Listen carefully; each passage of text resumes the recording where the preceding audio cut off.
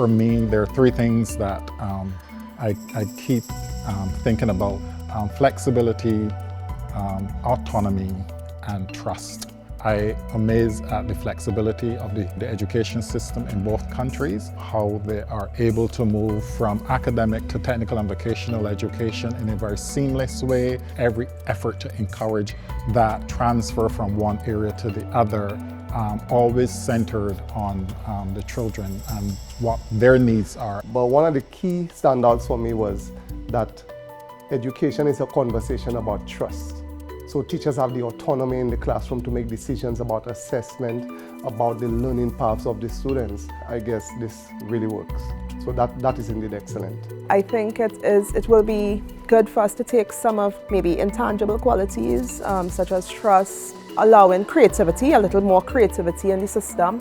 The culture of the people is based on the needs of the people, which is aligned to the country's needs. And so fulfilling the needs of the people fulfill that of the country. I think one of my key takeaways would be looking at our programs and seeing how we can develop that whole concept of autonomy and trust and getting our teachers to understand the space in which they operate, and extending that even further is having leaders understand that teacher trust is important and setting up structures that can support that trust. Yeah, there are three remarkable things for me that stand out, and that is vision and passion coupled with commitment. They have taken the time to align their work in education to a vision of society and the type of person that education is meant to produce. The vision is enriched by the passion that the teacher, educators, and everyone involved in the education system brings to the function. We concentrate on the deep conceptual understanding and helping our students to enjoy the learning process. I believe that we can achieve our goal of creating a bright future for every child. Point that has resonated as I have engaged in different policymakers, teachers, principals, students, everyone, is just how much autonomy is not just the end result of the transformation, but quite frankly, perhaps the methodology through which the transformation will be effected. This study visit has been exceptional. When I think about the education transformation that we are about to embark on in Barbados, we're looking to review curricula, we're looking to train our teachers, we're looking to restructure our buildings and refurbish our buildings. We're looking at changing our laws to support the education system. When I think about all of that, and then I think about what is happening in Finland and Estonia, there's so much that we can learn. And it also validates much of what we are planning to do as part of the education process. What I've seen is quite a lot of similarities.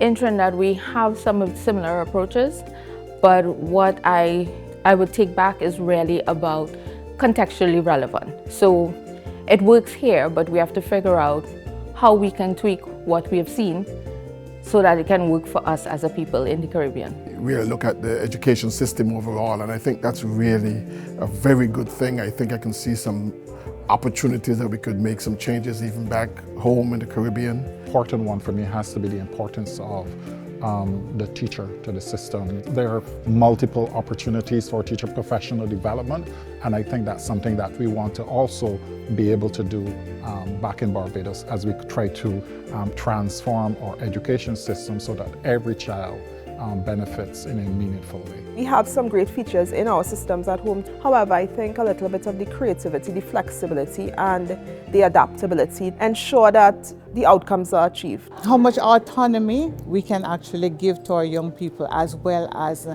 understanding their needs and being able to provide the mechanism to both empower them to achieve their needs and achieve their potential. The growth of education is a journey. In the Caribbean, we expect immediate outcomes, but we need to understand that as we invest in education, but if we stick to it, if we keep at it, we will get to the point where education is really about the growth of not just the student, but the nation as well. What I'm leaving here with is the value of incremental approaches that ultimately lead to transformation. Doing the right thing consistently, doing the basic things and doing those things well, and using that as a platform on which you can do even more things. And the takeaway for me is the commitment that we need to make at the policy level and also at the operational and administrative levels to get those basics right and to do those basic things all the time. Challenge for us is how do we bring the imagination back into education? And I think there's a lot to be learned from some of the techniques that have been used and the approaches that have been adopted here. And engage them, invite them to be part of our own process so that that process can be enriched and leapfrog from their experiences.